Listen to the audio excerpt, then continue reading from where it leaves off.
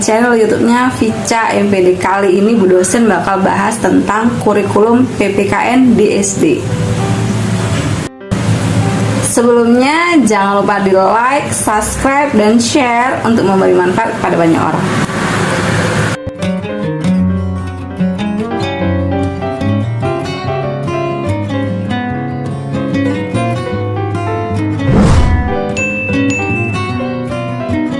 Capaian pembelajaran, mahasiswa mampu memahami kurikulum PPKN di SD.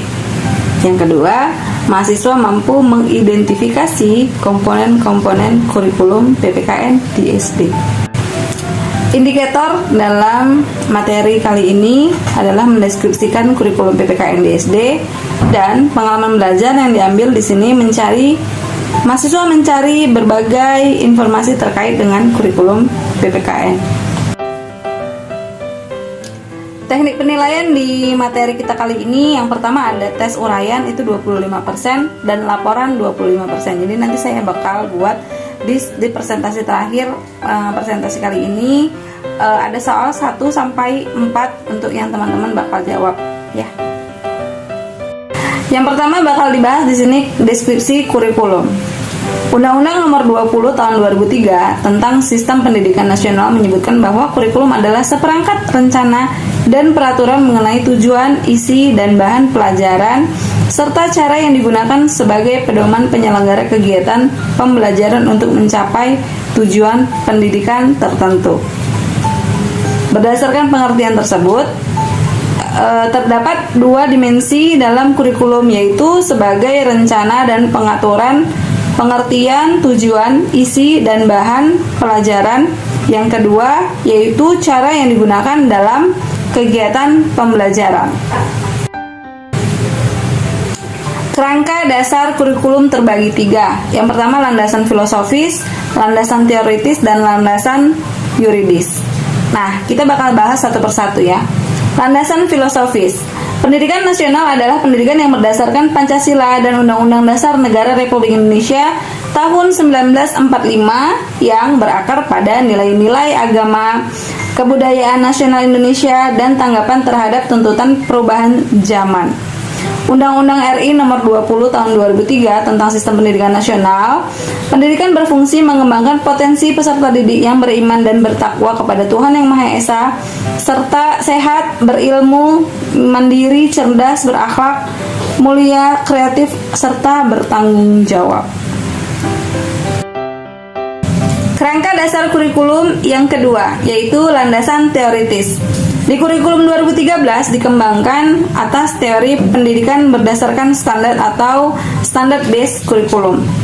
Pendidikan berdasarkan standar ini menetapkan adanya standar nasional sebagai kualitas minimal warga negara yang dirinci menjadi standar isi, standar proses, standar kompetensi lulusan, dan standar pendidikan dan tenaga kependidikan. Standar sarana dan prasarana, standar pengelolaan, standar pembiayaan, dan standar penilaian pendidikan.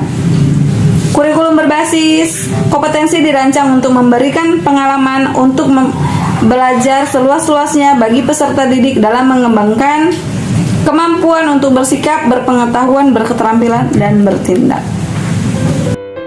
Kerangka dasar kurikulum yang ketiga, yaitu landasan yuridis.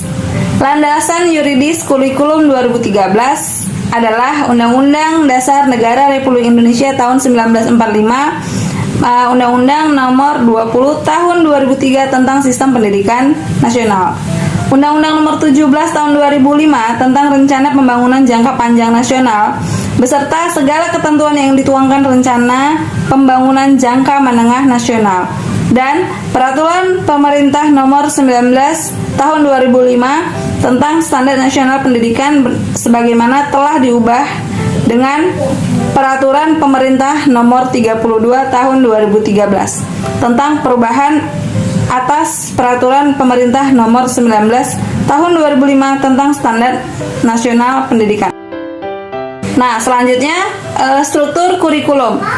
Struktur kurikulum merupakan aplikasi konsep pengorganisasian konten dalam sistem belajar dan pengorganisasian beban belajar dalam sistem pembelajaran.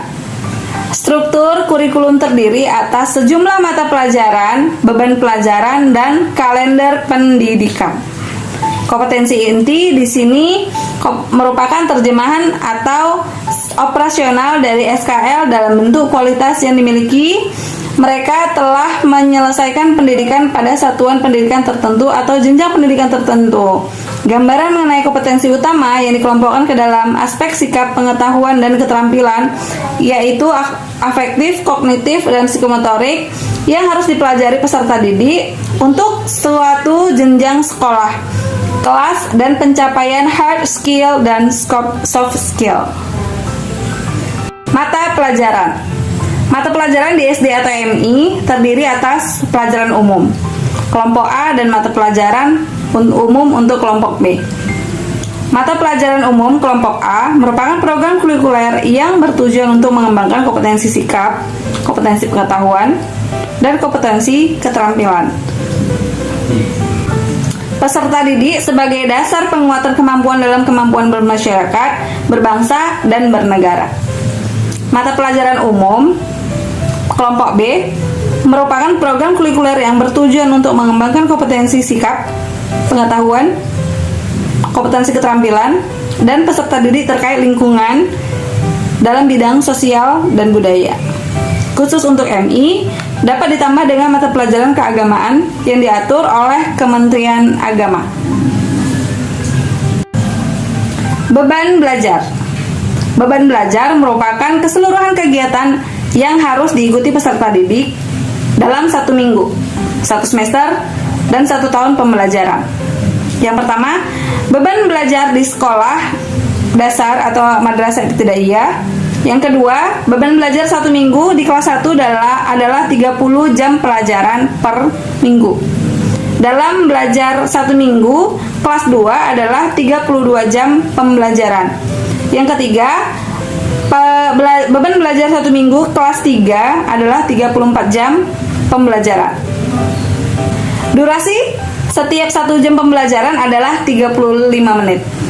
Yang pertama ada beban belajar di kelas 1, 2, 3, 4, 5 dalam 1 semester paling sedikit 18 minggu dan paling banyak adalah 20 minggu.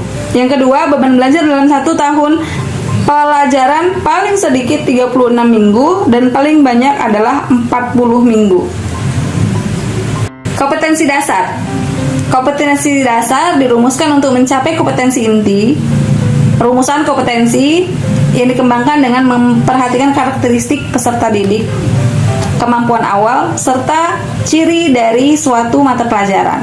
Nah, kompetensi dasar ini dibagi menjadi 4 kelompok sesuai dengan pengelompokan kompetensi sebagai berikut.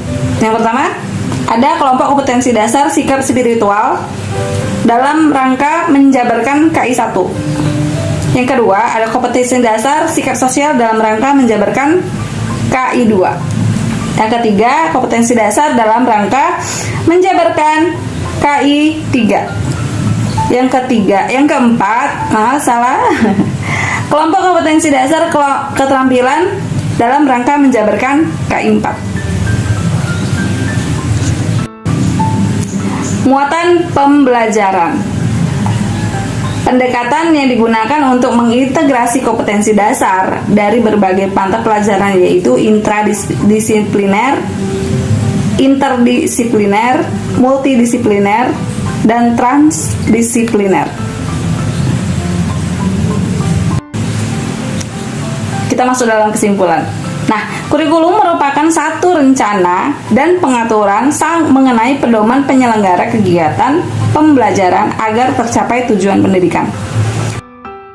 Terima kasih teman-teman sudah menyimak materi dari saya dengan materi kurikulum PPKN di SD. Nah, ini ada 4 soal kuis. Yang pertama, tuliskan apa itu kurikulum menurut Undang-Undang Nomor 20 Tahun 2003 tentang Sistem Pendidikan Nasional. Yang kedua, tuliskan 3 kerangka dasar kurikulum dan jelaskan. 3. Tuliskan rumusan kompetensi inti menggunakan notasi. Yang keempat, tuliskan pendekatan yang digunakan untuk mengintegrasi kompetensi dasar dari berbagai mata pelajaran yaitu intradisipliner, interdisipliner, multidisipliner dan transdisipliner. Terima kasih teman-teman sudah menyimak materi dari kurikulum PPKN di SD. Sampai bertemu lagi di YouTube saya selanjutnya. Jangan lupa untuk kalian yang sudah nonton untuk ketik nama, NIM, mata kuliah, dan asal universitas kalian di kolom komentar ya. Terima kasih. Wassalamualaikum warahmatullahi wabarakatuh.